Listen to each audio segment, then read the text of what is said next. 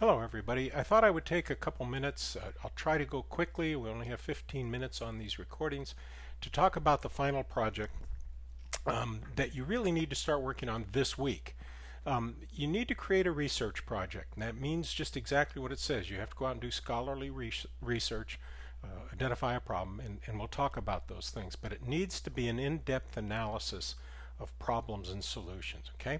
For this week, in your discussion board 3.2, you're supposed to come up with your specific issue, and I will comment on those. Many of you have already provided that, and that's great. Examples are overcrowding. That's probably the easiest one to use as a teaching example, okay? So there could be gender issues, race, ethnicity, as you can see, all of those things that are here. All of this information that I'm showing you comes straight out of the guidelines that you can find in the course shell. In each learning module, it's listed so that you can read all of this in a different format.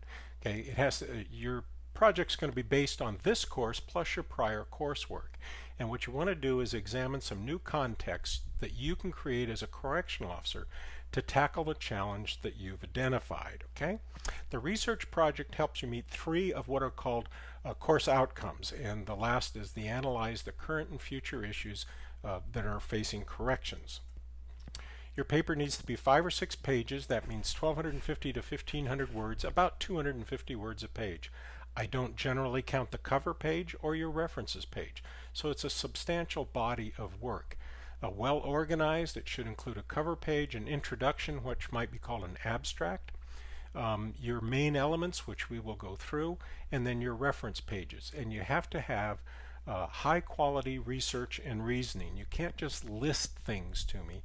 You have to write about things and then give me your analysis. Okay, here are the guidelines. First, you're going to write about the background of the project, whatever it is that you're writing about. So the situational, organizational, environmental context of the issue or question. Jail overcrowding. What is the situation? X number percentage of jails in the United States or prisons or whatever you're going to write about are overcrowded. This in the organization environmental context of it would be it's not a local issue, blah, blah, blah. Identification of the problem, the challenges of the problem inherently associated with it. Well, the problems is that it's inhumane treatment. There may not be enough programs, food, religious services, recreation, all those things are affected, and then of course violence occurs. Your analysis of it, and that means an analysis. You have to examine, evaluate, and analyze these issues and then write about it. Then you list recommendations. These are decisions and actions necessary by policymakers. You can't do it as a correctional officer. And governmental leaders to deal with the issue or the question. So one, using jail overcrowding as the example, one would be build more jails. Okay, it's costly, time consuming, NIMBY, nobody wants them in their backyard. What would be other ones? Well, that's for you to discover. It would be things like perhaps community corrections programs, halfway houses, early release, less stringent sentencing, all those kinds of things. Your critical assessment and recommendations based on the textbook, your scholarly research, and your personal experience. Scholarly research is not Google. There can be wonderful things in Google and you can use Google Scholar. You need to familiarize yourself with the library. The button is on the left-hand side in Blackboard in the course shell.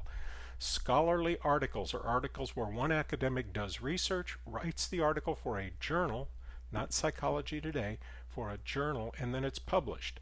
Other scholars read that and then either replicate the research or write another journal article agreeing or disagreeing. So it is scholarly research. Be very careful of sponsored websites from companies because that's not objective, it's not scholarly, and also be careful of blogs that are nothing more than statements of opinion. Okay, this week, task 3.2, you have to put down your topic in the discussion board. You need to provide constructive, helpful feedback to others. It's pointless to just write, gee, Joe, that was great. I think that sounds like a good topic. Constructive feedback would be, Joe, I think writing about jail overcrowding is interesting. Have you considered looking at alternative sentences? Have you looked at community corrections? Just thought it might help. That would be constructive feedback. Okay, I will also review your papers and provide that type of feedback to you. All of your topics must be approved before you can go on. So that means this assignment 3.2 this week is a must. You have to get it completed before you move on. Your topic will identify a specific issue. Someone that because I've read most of them already, someone wrote that they're going to write about jail overcrowding and then they're going to write about the alternatives. Well, the issue of the paper is jail overcrowding. The alternatives may be in a recommendation, but don't lose focus of whatever it is you decide to write about. If you're going to write about the death penalty, then that's what you're writing about. Okay, if you're writing about jail violence, okay, this discussion is graded. Okay, Module 4, that is next week, you have to submit an outline, and this is not an easy task. It's going to require work. It should be 1 to 2 page document, and you solidify your topic choice. You write a topic statement that's probably going to be 2 or 3 sentences. Then you provide an overview of the scholarly resources you'll use. That means you have to have done some of the research, at least located the articles, so that you've started your working bibliography. And you can say, I'm going to look at the Journal of American Corrections. I'm going to look at the Journal of the Academy of Criminal Justice Sciences. Okay, and then you need to provide supporting evidence that you'll use. Anything else, and there may be that you're going to use something from the National Board of Prisons, where it's a statistic that's provided. Okay, submit this paper. It's graded separately. It's a separate assignment. Module 6, Task 6.3, 3 weeks from this one. You have to submit a rough draft of your research paper. Okay, and that rough draft should be fairly close to being finished. And then that will also be graded. Module 7 in 7.3, you submit your final paper, and that should be complete, polished with all the elements. Okay, should reflect feedback gained from throughout the course. So whatever suggestions I've been making, other students have commented through weeks 1, 2, 3, 4, 5.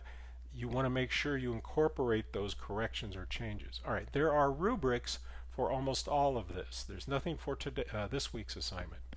For next week's assignment, the outline rubric does require you to outline the issue, outline your research and organization, and then actually include your research, or at least where you think you're going to go for it, and then it'll be graded on your mechanics. Make sure you read these rubrics. There is a rough draft rubric, and it's the same thing because that's the structure of this paper, and that is that how did you do on the issue, the research organization, your research sources I should probably have put on there, and then your writing and mechanics. And then the final product one, did you address current issues, challenges, did you make recommendations, did you use scholarly research, and then what about your writing errors or omissions, citations. You have to use APA format for your citations and for your references at the end.